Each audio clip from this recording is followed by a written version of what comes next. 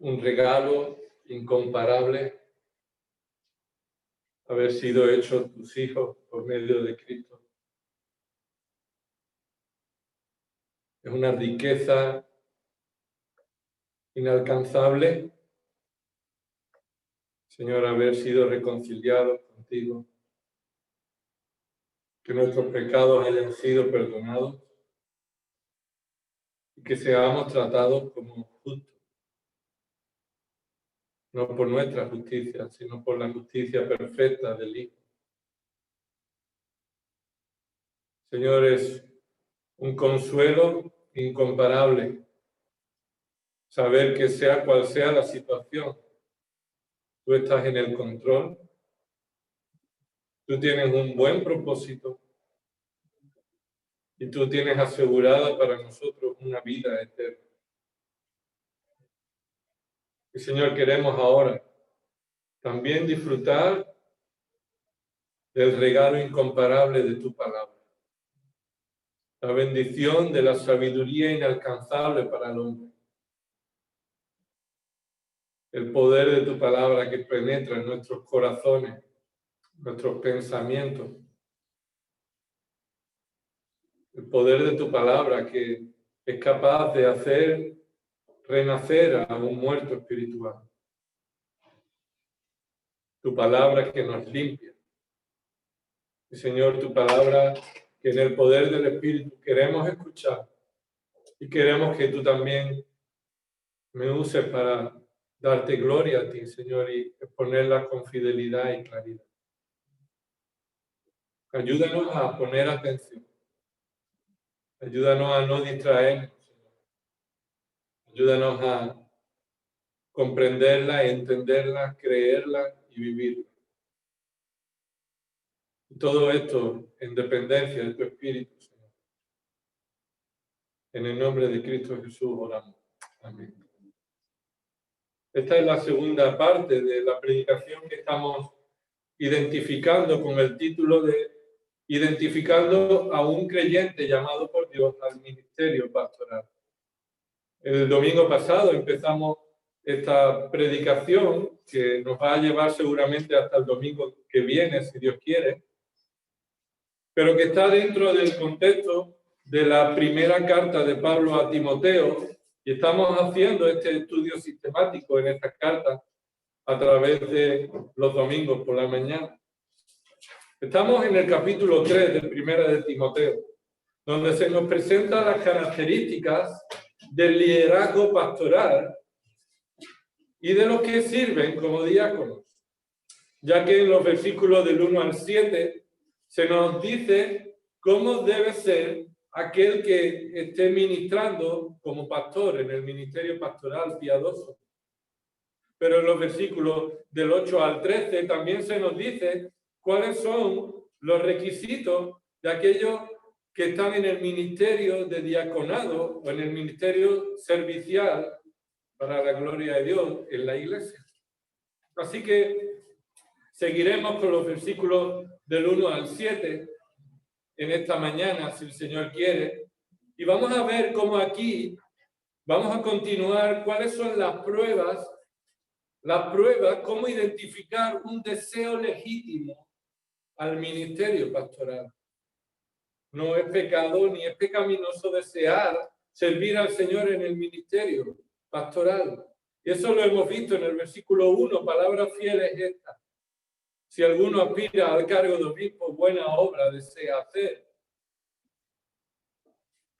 Pero estamos viendo que no se trata solamente de aspiración o deseo de personal subjetivo de una persona, sino que la iglesia debe identificar ciertos detalles y características que distinguen un deseo legítimo al ministerio pastoral. No podríamos decir que el ministerio pastoral solamente se trata de un deseo que el Señor pone en el corazón de una persona y todos los demás no tienen nada más que decir. El Señor me ha llamado a ser pastor y todos los demás tenemos que asumir que ese es el deseo de Dios. Pero la palabra de Dios no nos enseña esto. No nos enseña a dejarnos guiar y en ocasiones engañarnos por el deseo pecaminoso de alguien, el deseo subjetivo de alguien o una posible revelación de Dios a una persona, sino que nos sometemos a la autoridad de la palabra fiel. Por eso dice el versículo 1, palabra fiel es esta. Esta es la autoridad de la palabra de Dios para la iglesia.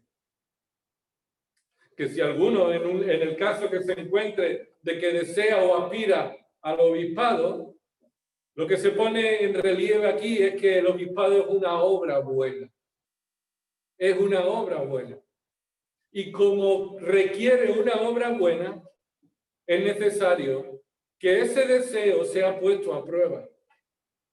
Así que en esta sección Pablo enfatiza que un creyente que desea o aspira al ministerio pastoral está bien. Ahora, debe identificarse que ese deseo legítimo cuando sea irreprensible en ciertos aspectos espirituales, cuando sea irreprensible en ciertos frutos espirituales. Recordemos que estos requisitos no deben verse como una oferta de trabajo, entre paréntesis. Es decir, quien cumpla estos requisitos, automáticamente debemos considerarlo como un pastor. No, esto no es lo que dice el texto. Lo que el texto está diciendo es que estos requisitos deben estar en consonancia con un llamado de Dios. Es Dios quien llama al ministerio pastoral por medio de colocar un deseo en una persona, pero ese deseo se identificará y será puesto a prueba si es genuino, si viene de Dios, cuando su vida muestra estas características. Y no debemos confundir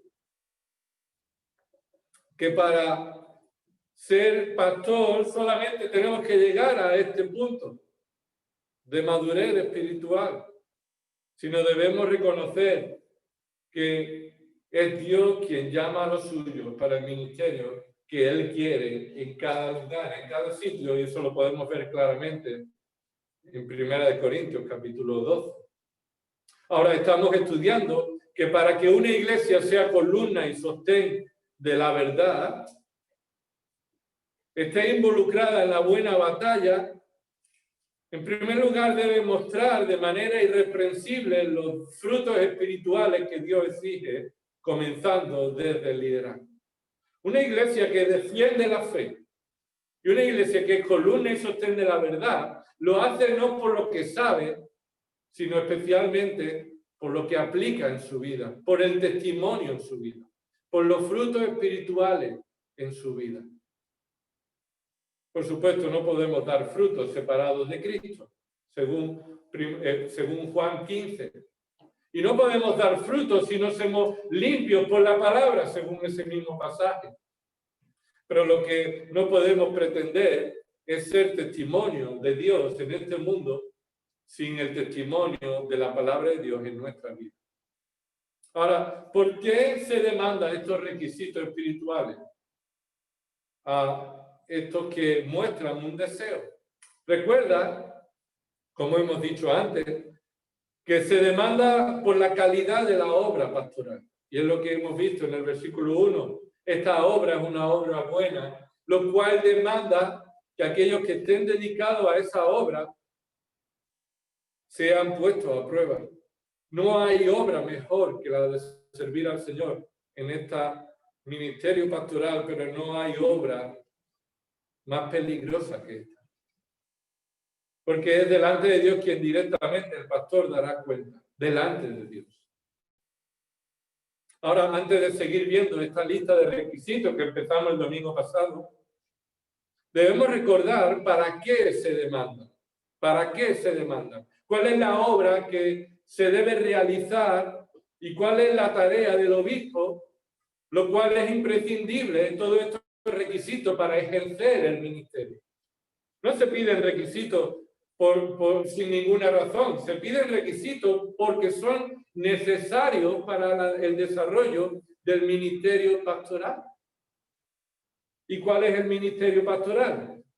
En primer lugar, el ministerio pastoral, os voy a dar tres puntos aquí. En primer lugar, es una obra principal que el ministerio pastoral debe desarrollar, una obra principal. ¿Cuál es la obra principal? La puedes encontrar en Efesios capítulo 4. Mira, esta es la obra principal del ministerio pastoral. Efesios capítulo 4, lo hemos visto en estos domingos, pero es necesario que volvamos a recordar cuál es la obra del ministerio pastoral. Efesios capítulo 4 dice desde el versículo 9, esta expresión ascendió, ¿qué significa? Sino que él, refiriéndose a Cristo, también había descendido a las profundidades de la tierra. Probablemente se refiere a la experiencia más baja en la tierra de ser muerto en una cruz. Versículo 10, Efesios 4:10. El que descendió es también el mismo que ascendió y ascendió mucho más arriba de todos los cielos para poder llenarlo todo. Ahora, cuando Cristo descendió y desarrolló su ministerio hasta lo más bajo, Filipenses está diciendo hasta hacerse obediente hasta la muerte y muerte de cruz, y probablemente a eso se refiere a los lugares más bajos de la tierra, ser muerto como un maldito en la cruz. Cuando él fue ascendido a los cielos, lo llenó todo, en todo, de toda manera, posibilidad. Ahora no lo llenó en todo para nada, lo llenó en todo con un propósito. Mira lo que dice el versículo 1. Y él, el mismo Cristo que lo llenó todo, entonces hizo algo. ¿Qué hizo? Dio a algunos el ser apóstoles.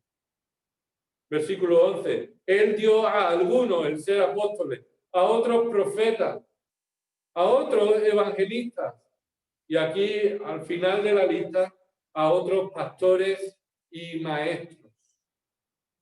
Probablemente apóstoles y profetas ya no son considerados que están actualmente en el propósito de Dios, ya que se está refiriendo a los apóstoles y profetas que escribieron las escrituras del primer hasta que terminaron los últimos apóstoles de Cristo. Así que a continuación, evangelistas, pastores y maestros es lo que a día de hoy queda instituido por él en la iglesia. ¿Con qué fin? Porque él dio a algunos el ser este ministerio. Versículo 12.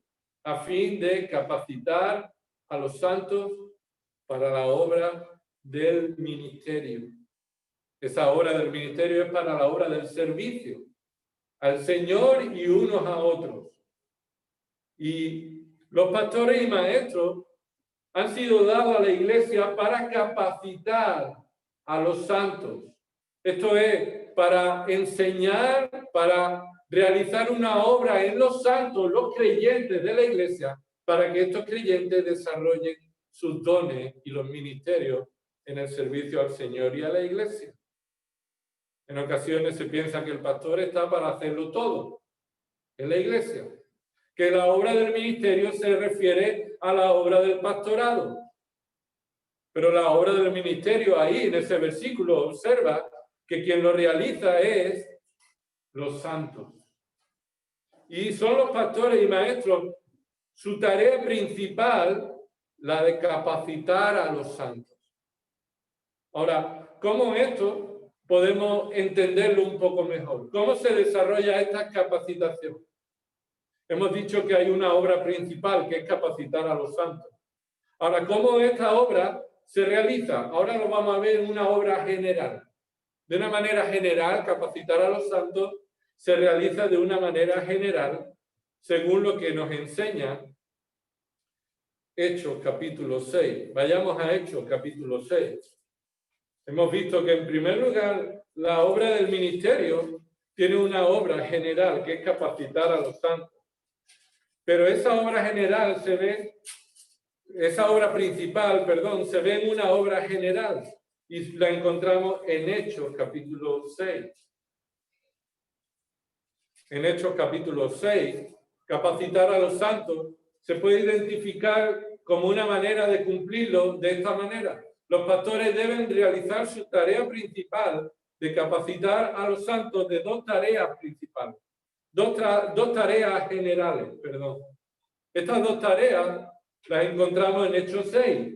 Vemos como en el capítulo 6, versículo 1, se nos dice que en aquellos días, al multiplicarse el número de los discípulos, y esta fue la razón, por multiplicarse el número de los creyentes, surgió un problema, y es que había una queja de parte de los judíos helenistas en contra de los judíos nativos.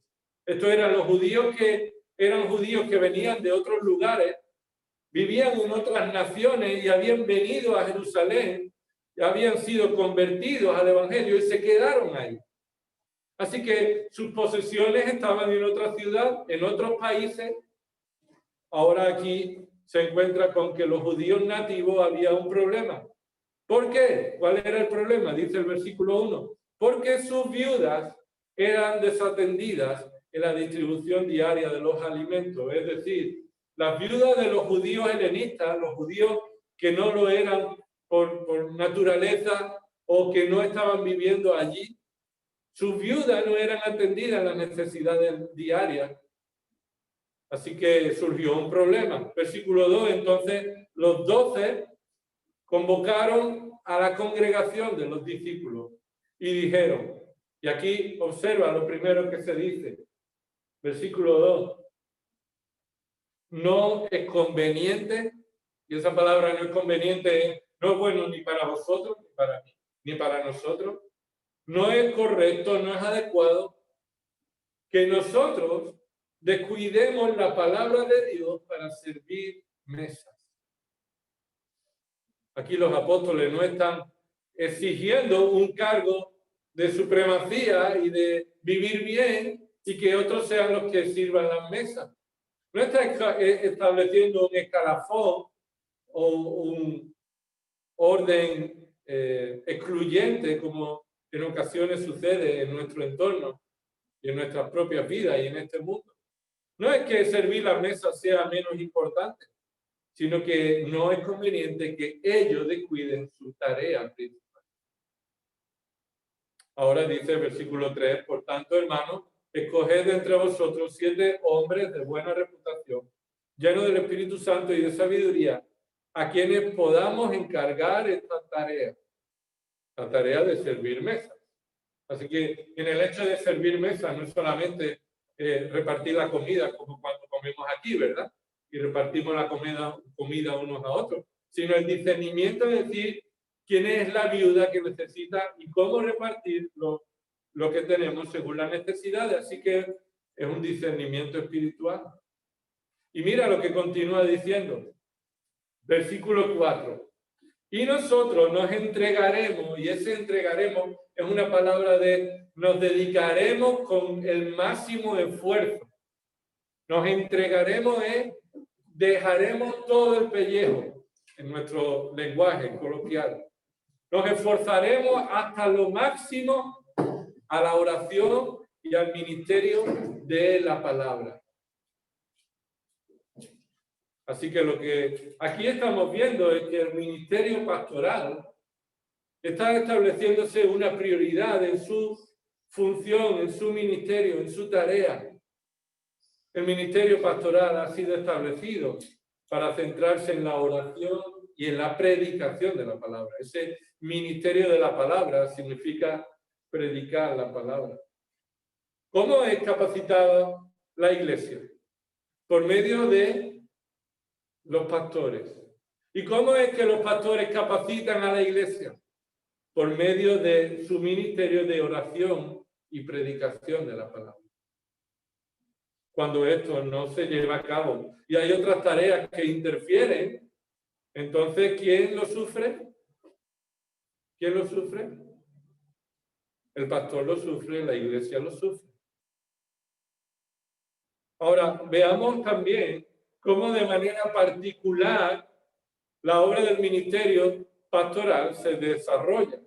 Y podríamos decirlo en 4 funciones. El ministerio pastoral se desarrolla en 4 funciones que requiere oración y palabra. Oración y predicación en la palabra. ¿Cómo ora y predica? ¿Para hacer qué? En primer lugar, para proteger al rebaño. Para proteger al rebaño. La obra pastoral ha sido establecida en la iglesia para proteger al rebaño. Y un anciano debe estar alerta y cuidado, en guardia, cuidando a los creyentes de los falsos maestros en dependencia del Espíritu. Según Isaías 56, versículos 9 al 12, que no vamos a leer, pero te lo digo para que lo puedas apuntar. Isaías 56, del 9 al 12. Para eso es necesario que tenga un suficiente conocimiento bíblico y ser retenedor de la palabra. Por ejemplo, Tito, capítulo 1, versículo 9, cuando también habla aquí de requisitos para identificar a un verdadero pastor llamado por el Señor. Tito en el capítulo 1, versículo 9, dice así: debe ser alguien que retiene la palabra fiel. Que retiene la palabra fiel. Que retiene la palabra fiel es que estudia, profundiza y mantiene la palabra de Dios en su corazón y en su mente con toda fidelidad al texto revelado. Y la mantiene y dice esta palabra fiel que es conforme a la enseñanza, esto es a la enseñanza apostólica, a la enseñanza doctrinal de todas las escrituras, de una manera adecuada, con una hermenéutica literal, gramatical, histórica. Así que cuando él retiene la palabra fiel, tiene el propósito siguiente. Mira lo que dice el versículo 9. Para que sea capaz de exhortar con sana doctrina y refutar a los que contradicen. ¿Qué quiere decir? Que la función del pastor requiere proteger al rebaño de aquellos que contradicen la sana doctrina. Y a continuación, en esos versículos del 10 en adelante, se muestra que debe reprender a aquellos que enseñan falsa doctrina. Versículo 10, porque hay muchos rebeldes, habladores vanos y engañadores, especialmente los de la circuncisión. Y estos son los que estaban en Éfeso cuando Pablo le escribió a Timoteo. Versículo 11, a quienes es preciso tapar la boca. Tito 1, 11 dice que es preciso tapar la boca. Así que el pastor está para taparle la boca a aquellos que están enseñando la doctrina falsa. Mira lo que sigue diciendo, versículo 11 de Tito 1. Porque están trastornando familias enteras. No debemos menospreciar el poder que tiene la doctrina falsa. La falsa doctrina trastorna las familias. Y por eso hay que callarles la boca. Porque están enseñando por ganancias deshonestas cosas que no deben. Versículo 13. Este testimonio es verdadero, por eso repréndelos severamente para que sean sanos en la fe. Esta es la tarea del pastor, proteger el rebaño de aquellos que están afectando, trastornando la familia con doctrina extraña. En segundo lugar, la tarea particular del pastorado es alimentar el rebaño. Estamos hablando en un ministerio pastoral, como un pastor tomando la figura de un pastor con ovejas. ¿Qué hace un pastor con las ovejas? Pues está para proteger el rebaño de los lobos que vienen de fuera, ¿verdad? Ahora, también para alimentar el rebaño, Los pastores llevan las ovejas a lugares donde hay pastos delicados, ¿verdad? Recuerda ese Salmo 23, donde se nos muestra que el Señor es nuestro pastor, por tanto, nada me falta. Y el Señor ha establecido el ministerio pastoral para alimentar al rebaño. Y este es el mandato para los ancianos de alimentar a la iglesia. Y nos ha llegado por los apóstoles de parte de Dios. Este alimento que un anciano debe proporcionar está basado solo y exclusivamente en buen pacto. Y ese pacto es la sana palabra de Dios. No estamos llamados los pastores a alimentar al rebaño con falsa psicología, con pensamientos positivos del mundo, con estrategias de manipulación de pensamientos, sino estamos llamados a alimentar al rebaño solo y exclusivamente de la palabra de Dios. Hebreos capítulo 13, versículo 7, le dice el autor de Hebreos a los creyentes: acordaos de vuestros guías que os hablaron la palabra de Dios. Esto es lo que hace un guía, hablar la palabra de Dios. Hebreos 13, 7. Y considerando el resultado de su conducta, es decir, examinando lo que enseñan y cómo eso que enseñan lo aplican en su propia vida, imitar su fe. Y aquí Pablo está recordando a Timoteo este llamado solemne, segunda de Timoteo, capítulo 4. Segunda de Timoteo, capítulo 4, versículos 1 y 2, te encargo solemnemente.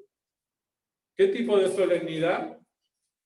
Te lo prometo por mi familia, o te lo pido por mi familia, te lo pido por mis hijos. ¿Qué tipo de solemnidad podríamos colocar? Más excelsa. Pablo utiliza aquí la más grande. Esta es la solemnidad, un llamado, un encargo solemne. Este encargo se realiza en la presencia de Dios. Dice, te encargo solemnemente en la presencia de Dios como testigo y de Cristo Jesús, quien está sentado a la diestra del Padre, que ha de juzgar a los vivos y a los muertos por su manifestación y por su reino. Ese encargo solemne está delante de la presencia de Dios y del Hijo, que juzgará a todos por su reino. Este es el encargo, versículo 2. Predica la palabra.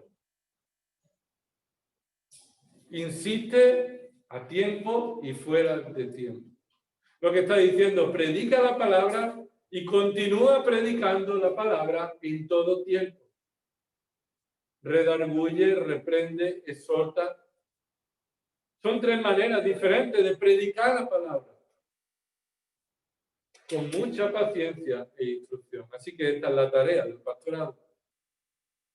Proteger al rebaño, alimentar al rebaño, en tercer lugar, conducir el rebaño. Conducir el rebaño.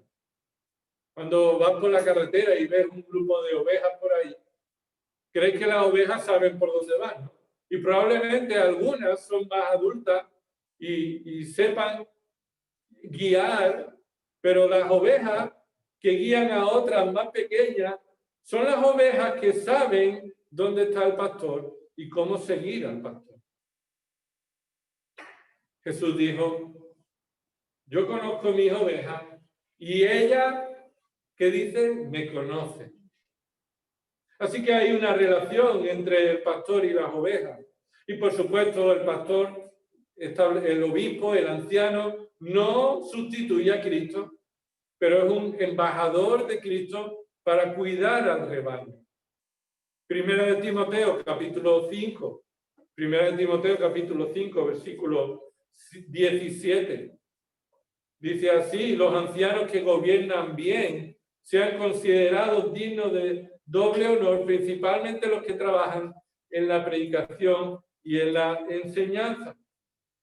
Y esto es llamando la atención a que la palabra de Dios bien predicada y dedicados a ello, debemos considerar que el anciano tiene un honor doble en su tarea.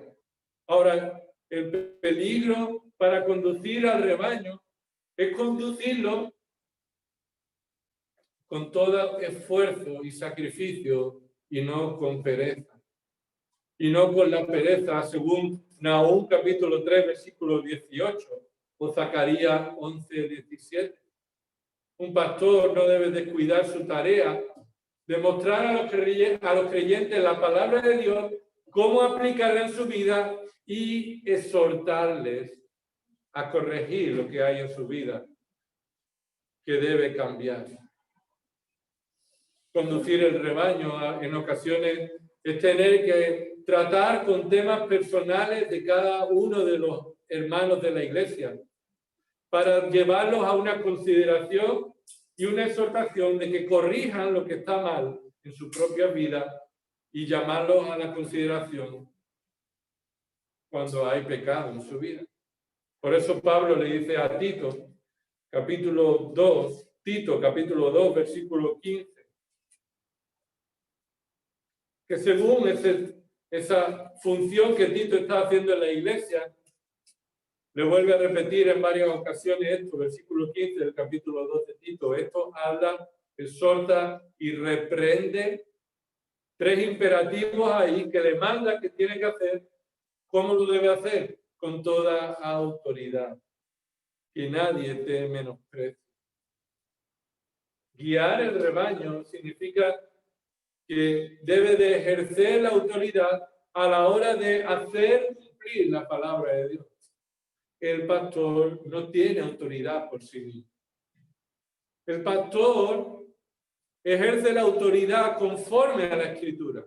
Es la palabra de Dios quien es la única autoridad en la iglesia de Dios. Y en cuarto lugar, debe cuidar del rebaño, El anciano debe mantener la atención de los necesitados. Hechos capítulo 20, versículo 35. Debe estar en la atención de las necesidades de hermanos que están enfermos, Santiago 5:14. Y este cuidado de parte de los ancianos debe ser en el amor del Señor para que sean edificados para la obra. Primera de Pedro, capítulo 5, versículo 1, dice: por tanto, a los ancianos entre vosotros, exhorto yo, anciano como ellos, y testigo de los padecimientos de Cristo y también participante de la gloria que ha de ser revelada. Este es el mandato, es la exhortación. Pastorear el rebaño de Dios. Observa, ¿de quién es el rebaño? El rebaño solamente tiene un dueño, es el rebaño de Dios. Pero Dios ha establecido a obispos, supervisores, que ha colocado en su rebaño para pastorear. No para dominar, sino para pastorearlo. Y observa cómo hay que hacerlo. Versículo 2. Velando. Ese es un verbo que dice la manera en la que pastorea. Deben pastorear velando por él. Esto es 1 de Pedro, capítulo 5, versículo 2. Velando por él. Esto es pasando sufrimiento, dedicando tiempo para el cuidado y la protección del rebaño. Y no debe hacerlo por obligación, dicen, sino voluntariamente, como quiere Dios. Dios quiere que los pastores lo hagan voluntariamente, no obligados. Si lo tienen que hacer obligado, mejor que no lo hagan. Eso muestra que no son pastores, hermanos. Ahora, lo deben hacer voluntariamente, pero además también poniendo atención a cómo no debe hacerlo. Continúa diciendo, no por avaricia del dinero, sino con sincero deseo. Y esto va a venir en consonancia con lo que Pablo le dice a Timoteo en el capítulo 3, con requisitos que muestran que no sean avariciosos. Debe tener un deseo sincero. Aunque le cueste el dinero, lo van a hacer. Versículo 3. Tampoco como teniendo señorío. Es decir, no como si el rebaño fuera suyo. No con la autoridad y como si él mandara en el rebaño. Y mandando como lo hacen los señores de este mundo. No teniendo señorío sobre los que han sido confiados. Es decir, cada hermano de la congregación no es una oveja del pastor. Es una oveja de Dios confiada al pastor para que la cuide. Así que lo debe hacer demostrando ser ejemplo del rebaño. Así que para la gloria de Dios debemos exigir, en primer lugar, a un servidor que esto se cumpla. Este texto le vamos a dedicar el tiempo que sea necesario y no vamos a pasar corriendo porque a mí como pastor me convenga pararme poco aquí. No vaya a ser que algunos de estos aspectos sean evidentes para la iglesia que yo no los cumpla. Y delante del Señor, si así sea, si así es, que es la responsabilidad de la iglesia y mía también de dejar de ser pastor de esta iglesia. ¿Qué características exige Dios para el pastorado? Vayamos a 1 Timoteo capítulo 3, versículo 2. En primer lugar, lo que se dice ahí, 1 Timoteo capítulo 3, versículo 2, es que debe ser irreprochable, irreprensible. Y lo hemos dicho ya, no nos vamos a parar. Esto es que no puede dar razones para ser acusado de pecados concretos. Y esto no apunta a la perfección, sino a la integridad en distintos aspectos innegociables que tienen que ver con esta lista. Irreprochable conforme a lo que esta lista exige. En segundo lugar, estuvimos viendo que el pastor que es llamado por Dios será un marido de una sola mujer. Y esto no está hablando que debe ser casado, sino que en el caso de que esté casado, apunta a su relación matrimonial y a la pureza sexual en su corazón. Y ya lo vimos la semana pasada. Vayamos a la tercera característica de un pastor llamado por Dios. Versículo 2. Debe ser sobrio. Obligatoriamente tiene que ser sobrio. Ahora, literalmente, esta palabra sobrio significa estar libre de las influencias de sustancias embriagantes. ¿Qué significa? Sobrio significa estar libre de la influencia de sustancias que te embriagan. Podríamos decir, ser sobrio es no estar borracho, no estar bajo la influencia de sustancias que te embriagan y te hacen perder el control de ti mismo. Esta palabra solo aparece como sustantivo 3 veces en el Nuevo Testamento. En primer lugar, aquí en este pasaje. En segundo lugar, también para las mujeres que sirven en el ministerio de diaconado. En el versículo 11 de este mismo capítulo, dice que los diáconos sean maridos de una sola mujer. Versículo 11, estoy leyendo el 12. De igual manera, las mujeres deben ser dignas, no calumniadoras, sino sobrias. Ahí se utiliza de nuevo esa palabra, sobria. En tercer lugar, esta palabra se utiliza en Tito capítulo 2, versículo 1. Tito capítulo 2, versículo 1. Y se hace referencia a los hombres maduros de edad avanzada, no a los ancianos obreros pastores, o sea, ancianos obispos pastores, sino a los hombres de edad avanzada y maduros en la fe. Así que, ¿ser sobrio se le exige solo a los ancianos? La conclusión es no. Ser sobrio se le exige a hombres, mujeres y a todo creyente. Ahora, innegociablemente, debe estar en un pastor. Porque si no está, entonces debe considerarse que el llamado a ese hombre no viene de Dios. Puede relacionarse de esta manera con lo que piden los diáconos, versículo 8, capítulo 3, versículo 8. Se dice de otra forma aquí, capítulo 8 de 1 Timoteo 3, de la misma manera también los diáconos deben ser dignos de una sola palabra y observan, no dado al mucho vino. Eso no se dice para los ancianos. Ahora, para los ancianos, directamente se les llama, en este sentido, ser sobrio. Claro que sí se le pide, no dado a mucho vino con esas palabras. Versículo 3, no dado a la bebida, significa también no dado al vino. Pero este sentido de palabras debe ser alguien que tiene dominio propio. dominio propio. Por ejemplo, 1 Tesalonicenses, capítulo 5, se nos relaciona con el hecho de estar alerta. Es decir, ser sobrio es también estar alerta. Es lo mismo que hacemos cuando estamos velando o cuando un soldado está velando, cuidando la ciudad. Y en 1 Tesalonicenses 5, 6 dice, por tanto, no durmamos como los demás, sino estemos alerta y seamos, ¿qué? Sobrios. Así que no necesariamente es estar embriagado por una sustancia, sino es una actitud como la de un borracho que no pone atención a lo que hace, no pone atención a lo que dice, no pone atención a lo que le rodea. Es como uno que está dormido.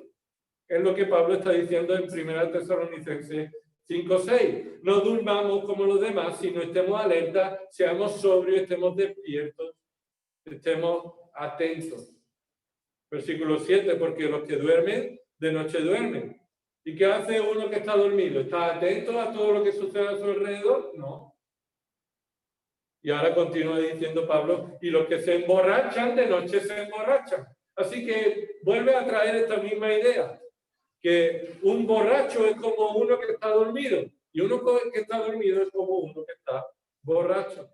Ahora no está hablando aquí de un estado literal de estar dormido o borrachera. Por supuesto, la borrachera está totalmente descartada o se señala como un pecado real, sino está usado de una manera figurada. Es decir, no actúes, no tengas la mente de un borracho. Ser sobrio es tomar el control de tus sentidos. Está alerta en lugar de ser un borracho. Ten el dominio propio. Pablo se lo dice de esta manera a Timoteo en su segunda carta, 2 Timoteo 4:5. 2 Timoteo 4:5 le dice Pablo a Timoteo, pero tú sé sobrio en todas las cosas. Pero tú sé sobrio en todas las cosas. Encontraste con los que han perdido la sobriedad, han perdido la cabeza. Hacen todas las cosas conforme a sus propios deseos. Tú sé sobrio en todas las cosas. Sufre penalidades, sabiendo que está sufriendo. No sufra como un borracho que se ha caído y no sabe dónde ha caído, sino que si está sufriendo, toma la conciencia y el pensamiento con sobriedad de saber por qué sufre, para quién sufre. Haz el trabajo de un evangelista, cumple tu ministerio. Y por eso es imprescindible que para que un anciano realice su ministerio, este sea caracterizado por su sobriedad, ser sobrio en todas las cosas, disposición a sufrir con fidelidad. Esto mismo le dice Pablo, le dice Pedro en 1 de Pedro 1:13. Por tanto, ceñid vuestro entendimiento para la acción, sed sobrios en espíritu. ¿Qué significa ser sobrio en espíritu? Lo que apunta es que la sobriedad se origina en un corazón regenerado. Hay personas que parecen ser sobrios, ¿no? Pero lo que está hablando aquí el Espíritu Santo es que es la sobriedad que viene del Espíritu. No la sobriedad que viene de un esfuerzo o una disciplina personal, sino la que va más allá del poder humano. La que proviene del Espíritu Santo, la templanza, como dirían los frutos del Espíritu en Gálatas 5:23.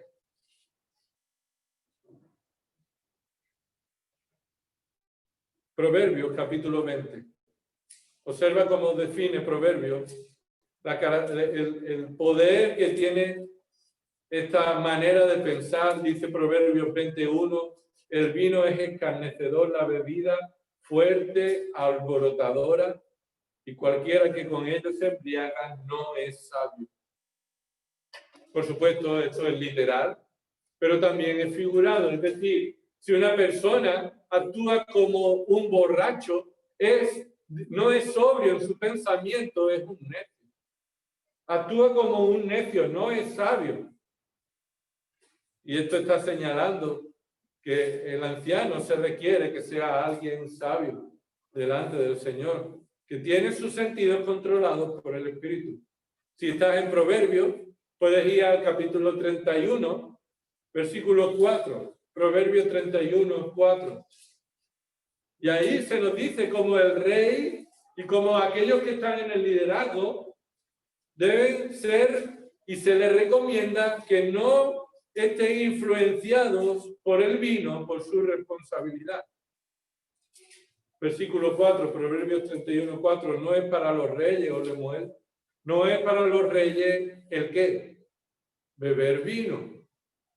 Y claro, aquí estamos viendo que sin duda esta es una influencia literal, pero también aquellos que en su mente actúan como un borracho sin ser sobrios, no pueden estar en una posición de liderazgo. Igual que un rey no puede ser rey, ya que beber vino no es propio de los reyes porque perderán su capacidad de liderar adecuadamente. Ni para los gobernantes desear bebidas fuertes, y esta bebida fuerte, estaríamos hablando de bebida como la del vino destilada o mezclas de bebidas que te llevan a una situación de perder el control. Lo contrario de sobrio sería un borracho. Un pastor borracho, por supuesto, lo vamos a ver más adelante, ni siquiera debe considerarse como un miembro aceptado, debe ser confrontado como un miembro general, ni mucho menos como un pastor. Lo que estamos hablando es borracho en su sentido mental, en cómo identifica lo que le sucede a la iglesia, cómo actúa y responde a lo que la iglesia necesita. Así que un pastor necesita estar bajo el control del Espíritu para cuidar y liderar adecuadamente a las ovejas que son de Dios. En cuarto lugar, cuarta característica de un pastor llamado por Dios. Cuarta característica de un pastor que ha sido llamado por Dios. Debe ser prudente. Debe ser prudente. En algunas ocasiones, prudente va acompañado de sobrio.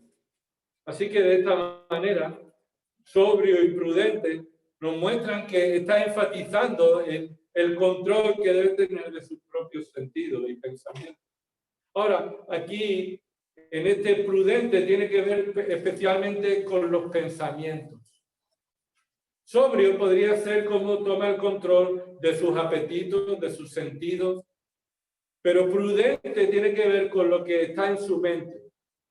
Prudente tiene que ver con lo que llena su mente, una manera adecuada de pensar. Y lo que piensa afecta a lo que hace.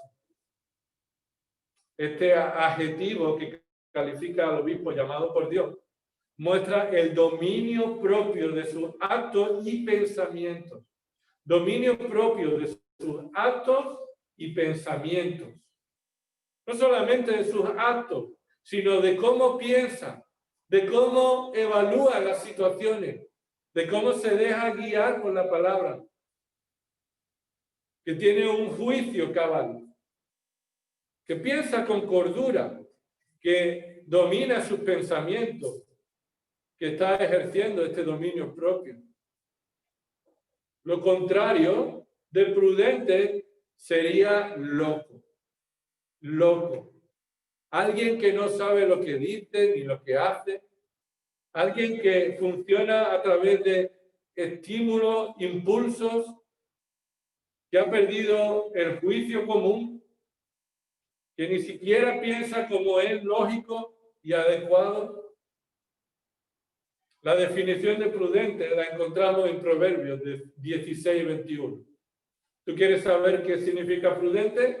Vayamos allí y se define. Proverbios 16:21. Dice así la palabra del Señor: el sabio de corazón será llamado prudente. Así que, ¿quién es el prudente? El sabio de corazón. Es decir, el sabio es aquel que conoce la palabra de Dios, la interpreta correctamente y la aplica en su propia vida y la guarda en su vida. Así que el sabio de corazón será llamado prudente.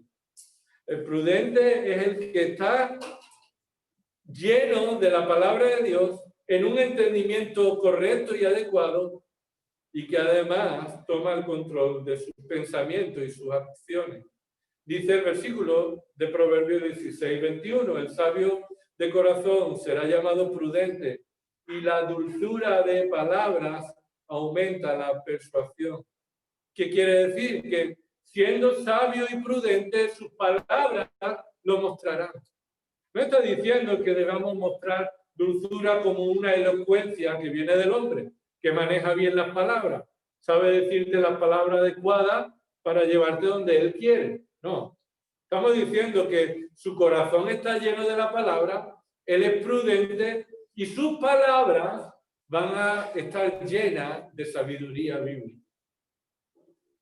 Y en ocasiones, los creyentes deben buscar el consejo de los pastores, porque van a buscar en los consejos de los pastores no sabiduría humana, sino sabiduría prudente de aquellos que tienen el corazón, que se han dedicado a la oración y a la palabra, y de su boca va a salir la sabiduría bíblica, no la sabiduría de este mundo.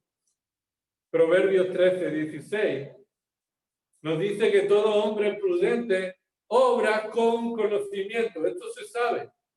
Esto se sabe que alguien es prudente y es porque cuando obra conforme al conocimiento y en este contexto es el conocimiento de la palabra, no el conocimiento de la ciencia, de la historia y de lo que se enseña en las universidades. No.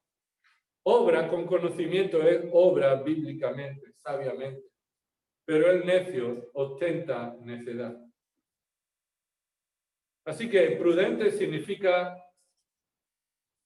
que tiene una mente que le ayuda a ejercer y cumplir, a hablar y a actuar conforme a la palabra de Dios. Calvino lo define de esta manera: aquel que expresa su capacidad espiritual para ejercer como obispo, supervisor, que debe ser un vigilante, debe mostrar que no deja de vigilar por aquello que el Señor ha puesto delante de ellos. Un pastor debe ser prudente, sobrio y prudente, está manejándose y actuando como alguien que está al cuidado de la iglesia de Dios. ¿Tú dejarías tus hijos con alguien imprudente? ¿Tú dejarías tus hijos con alguien que no sea sobrio? Mucho menos. Dios va a poner a su iglesia al cargo de obispos que no sean cuerdos, prudentes, sobrios. Un ejemplo de persona prudente significa alguien que es enseñable. La prudencia se muestra porque es alguien que es enseñable, que su mente está dispuesta a aprender. Su mente está dispuesta a aprender. No que sabe que lo sabe todo, sino que sabe que no lo sabe todo. El prudente reconoce que todavía está en el proceso del aprendizaje y no aquel que confía en todo lo que sabe y cree que ya no necesita ser enseñado. Y encontramos a Apolos, un ejemplo de alguien prudente, alguien enseñable, y lo podrás leer en Hechos 18:26. Cuando él estaba predicando bíblicamente, pero había un aspecto de su enseñanza que no se amoldaba a lo que es la sana doctrina. Fue corregido y él fue enseñable. Por eso dice Proverbios 18:15, el corazón del prudente adquiere conocimiento y el oído del sabio busca el conocimiento. El prudente adquiere conocimiento. No es que el prudente está solamente para enseñar a los demás. No, el pastor no solamente está para enseñar lo que ha recibido de la palabra, sino ser enseñado por otro. Ser enseñado por otro. El pastor no puede colocarse en una posición de pensar que él es la sabiduría. y que nadie le va a enseñar. El pastor, en su prudencia, reconoce que necesita ser enseñado por otros pastores y por otros hermanos y en otras circunstancias, que es una persona enseñable. Por supuesto, no necesita aprender de la experiencia. El prudente no necesita aprender de la experiencia, necesita aprender de la palabra. Esto es importante que tomamos conciencia todos, porque los pastores deben ser prudentes según la palabra de Dios y los creyentes se llaman a ser prudentes conforme a la palabra de Dios. Y en ocasiones pensamos que un pastor es alguien que ha pasado ciertas experiencias en su vida y le ha llevado a un conocimiento prudente que le capacita. No, las experiencias de la vida no enseñan nada. Lo vuelvo a repetir. Las experiencias en la vida no enseñan nada. La única manera de aprender es por la palabra de Dios, las cuales son suficientes para enseñarnos en cualquier situación que te encuentres. Así que no es la situación la que te enseña. Es la palabra de Dios la que te capacita y te enseña y puedes enfrentar cualquier situación que aparezca en tu vida. Dice, el Señor me ha enseñado con tantas cosas que he pasado. Las experiencias de la vida me han enseñado. No, las experiencias de la vida no te han enseñado. Pueden ser utilizadas por Dios para enseñarte la palabra. Pero quien enseña es la palabra. Tú no puedes aprender nada al margen de la palabra por medio de experiencias, ¿no? Las experiencias no te enseñan nada. Es la palabra de Dios en medio de una circunstancia de dolor la que te enseña cómo debes responder. Como Salvi nos ha explicado esta mañana en el Salmo 50. Y Dios está llamando a su pueblo a decir, oye, que estáis viviendo muy bien, me traéis sacrificios, pero no vivís conforme a lo que yo he enseñado. Mira lo que dice Proverbios 22:3. Proverbios 22:3. El prudente ve el mal y se esconde, mas los simples siguen adelante y son castigados. Ahora, ¿por qué el prudente ve el mal y se esconde? ¿Por su experiencia? Esta es la pregunta. ¿Es su experiencia la que le permite ver el mal y esconderse? No. El prudente es el sabio. Y el sabio identifica el mal porque tiene la palabra de Dios en su mente. Así que es la palabra de Dios que te ayuda en las circunstancias para identificar qué es lo que debemos hacer o no debemos hacer. Y la que te lleva a la decisión de apartarte, esconderte. A veces se piensa que quien ve el mal y se enfrenta a él es el valiente, ¿verdad? Pero el prudente es el que ve el mal y en lugar de enfrentarse a él, se esconde. Se esconde. Y se esconde cuando sabe que debe esconderse según la sabiduría que viene de la palabra de Dios.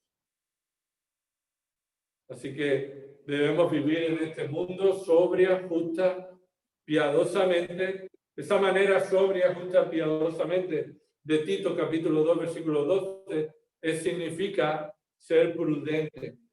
La manera prudente de vivir. Y vamos a ver el quinto y con esto terminamos. Quinta característica de un pastor llamado por Dios, que todo creyente debe imitar. Observa, todo creyente debe imitar estas características. No solamente para examinar a los pastores y determinar si han sido llamados por Dios y capacitados por Él, sino que cada creyente debe estar procurando en su vida imitar esta misma conducta. Versículo 2, la quinta característica es de conducta decorosa. O como dice la Reina Valera, decoroso. Debe ser decoroso. O de conducta decorosa. La Reina Valera lo traduce bien ahí. Porque conducta no está en los textos originales. La palabra conducta no está en el original. En el original hay una sola palabra que tiene que ver con decoro. o decoroso. Y solo en la Biblia aparece 2 veces. Solo en toda la Escritura aparece 2 veces.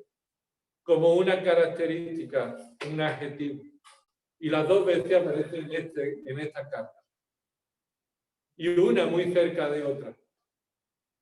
Una está en este versículo, capítulo 3, versículo 2, que habla de una persona, y otra está en el capítulo anterior, en el versículo 9, capítulo 2, versículo 9, y no habla de una persona, sino que caracteriza la ropa. Versículo 9, asimismo que las mujeres se vistan con ropa decorosa. Así que este adjetivo que califica esta ropa decorosa es el mismo adjetivo que califica a la persona, al obispo que ha sido llamado por Dios. Ahora, ¿esto qué significa? ¿Que debe ponerse buena ropa? ¿Que debe ponerse un chaqueta y corbata? No, esto es elección, esto es preferencia. No es malo predicar con corbata y traje, tampoco es malo hacerlo sin ello, es una preferencia. No hay un mandato en la Escritura que diga eso. No está diciendo que debe vestirse de una manera concreta, no. Esta palabra decoroso viene del griego cosmos, que significa orden, orden. Así que lo que está llamando la atención es que el hombre decoroso es el hombre que vive de una manera ordenada. Vive de una manera ordenada. Se caracteriza por el orden en su vida. Y esto no solamente de una manera moral, ordenada según lo que la Biblia dice que es bueno y él vive conforme a lo que la Biblia dice que es bueno, sino que él es ordenado en todos los aspectos de su vida. Por supuesto, en esto estamos creciendo unos más que otros. Unos son más ordenados que otros. Pero se caracteriza porque sabe poner orden, sabe poner el tiempo en su día ordenadamente según las prioridades que Dios ha establecido. Y esto tiene que ver con una conducta no solamente moral, sino en todo aspecto físico, visual, de comportamiento, de reacciones, de decisiones, sabe lo que debe hacer en cada momento. Tiene mucho que ver con ser sobrio y prudente. Le lleva a actuar en cada momento de una manera correcta, ordenada. Sabe poner las cosas en su sitio, en su familia, las áreas de su vida, su lenguaje, su tiempo, su economía, el respeto, el trato a los demás. Es una persona que muestra en su conducta un orden. Lo contrario sería una persona que muestra que su vida es un caos. A veces entendemos mejor las cosas colocándolo enfrente de lo contrario. Una persona que su vida es un caos, lo podemos ver en su vida claramente. Y come cuando no debe comer, y duerme cuando no debe dormir, y juega cuando no debe jugar, y hace las cosas cuando no es el momento para eso. Y actúa de una manera cuando no es el momento para eso. El obispo debe ser decoroso. Y esto es para ejercer la función que se espera de él. Es responsable para hacer la función de cuidar, alimentar, proteger a la iglesia, al rebaño. El ministerio pastoral requiere esto de cumplir las tareas, de realizar las tareas, de organizar su tiempo, de las reuniones, de los pensamientos, de las actividades de la iglesia. Y no que trae a la iglesia a un caos completo. Cuando el cuerpo físico está en desorden, eso se llama ¿qué? Enfermedad. Y cuando una iglesia está siendo guiada por un pastor o unos pastores que no muestran decoro y que no muestran que están ordenados y no ordenan la iglesia conforme a la palabra de Dios, esa iglesia está enferma. Todo esto que estamos viendo no solamente habla de mí, hermano, y de los ancianos que el Señor llama a su iglesia, sino habla de ti, habla de nosotros, habla de cómo debemos dar testimonio en nuestra vida. de sobriedad, de prudencia, de conducta ordenada. Y el domingo que viene continuaremos con ser hospitalario, apto para enseñar y otros. Vamos a orar. Señor, te damos gracias por tu palabra. Porque no solamente nos muestra que en Cristo hemos sido salvados por gracia, sino que nos muestra que hemos sido salvados para ser transformados. Señor, no somos afectados por menos que por la justicia de Cristo delante de ti. Y no iremos al cielo ni daremos gloria a tu nombre en esta tierra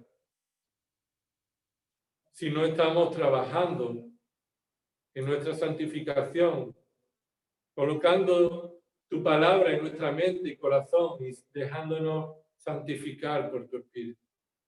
Comienza esto en mi vida, Señor. Que esto sea real en mi propia vida, en mi familia, en mi matrimonio y así también en el resto de la iglesia.